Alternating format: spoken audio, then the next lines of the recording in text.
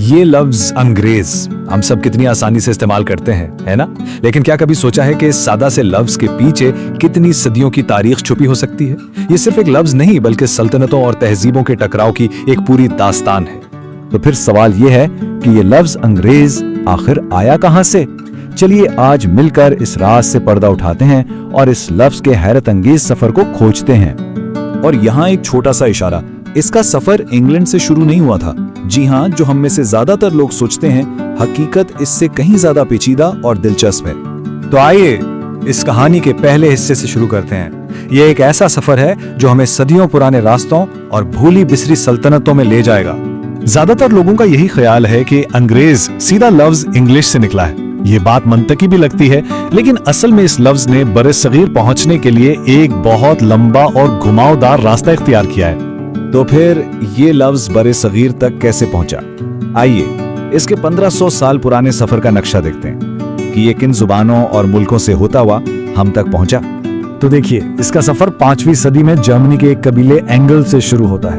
وہاں سے یہ پرانی انگریزی میں انگلش بنا اور پھر فرانسیسی زبان میں انگلے کہلایا۔ لیکن کہانی کا سب سے دلچسپ موڑ آیا 1498 میں، جب پرتگالی تاجر اس لفظ کو انگلیز کی شکل میں جنوبی ایشیا لے آئے اور یہیں سے مقامی زبانوں کے اثر سے یہ انگریز بن گیا۔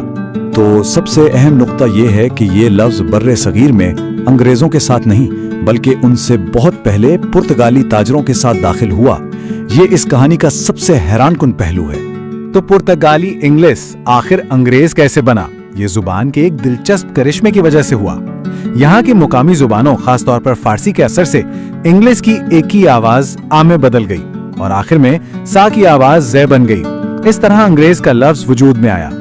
برصغیر پہنچنے کے بعد یہ لفظ محض ایک پہچان نہیں رہا بلکہ یہ سلطنت اور طاقت کی زبان کا حصہ بن گیا۔ آئیے دیکھتے ہیں کہ یہ کیسے سرکاری سطح پر رائج ہوا۔ اس لفظ کو سب سے پہلے مغل درباروں میں سرکاری طور پر اپنایا گیا کیونکہ وہاں فارسی زبان رائج تھی۔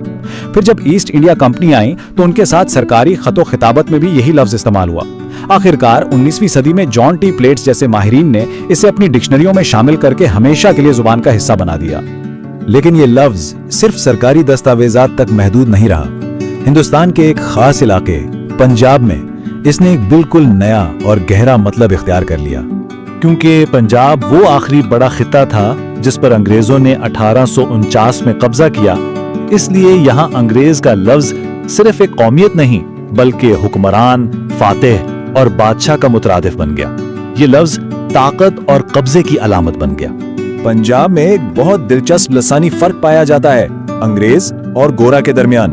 انگریز کا لفظ خاص طور پر برطانوی حکمرانوں یعنی ایک سیاسی طاقت کے لیے استعمال ہوتا تھا، جبکہ گورا صرف رنگت کی بنیاد پر کسی بھی مغربی شخص کے لیے بولا جاتا ہے۔ اس لفظ کی ثقافتی گہرائی کا اندازہ اس مشہور پنجابی محاورے سے لگایا جا سکتا ہے، اے ڈی تو انگریز۔ یہ آج بھی طنزیہ طور پر اس شخص کے لیے بولا جاتا ہے جو دکھاوے کے لیے مغربی انداز اپنانے کی کوشش کرے۔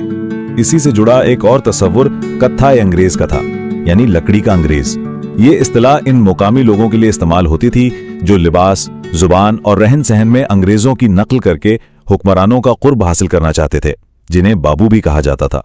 اب دیکھتے ہیں کہ لفظ صرف تاریخ کا حصہ نہیں رہا بلکہ ادب سے لے کر سنیما تک ہماری ثقافت میں آج بھی کیسے زندہ ہے۔ عظیم شاعر مرزا غالب نے خود کو نمک خوارے سرکار انگریز لکھا، جو اس دور کی معاشی حقیقتوں اور مجبوریوں کی عکاسی کرتا ہے۔ اس سے ظاہر ہوتا ہے کہ یہ لفظ کلاسیکی ادب کا بھی حصہ بن چکا تھا۔ اور جدید دور میں 2015 کی مشہور پنجابی فلم انگریز نے تقسیم سے پہلے کے پنجاب کو دوبارہ زندہ کیا۔ اس فلم نے اس دور کے پیچیدہ سماجی رشتوں کو دکھایا اور اس لفظ کو ایک نئی نسل سے متعارف کروایا۔ تو یہ کہانی ہمیں سوچنے پر مجبور کرتی ہے کہ ہمارے روزمرہ کے الفاظ میں اور کتنی ایسی تاریخیں چھپی ہیں۔ شاید ہر لفظ کے پیچھے ایک ایسی ہی انوکھی کہانی موجود ہے جو دریافت ہونے کی منتظر ہے۔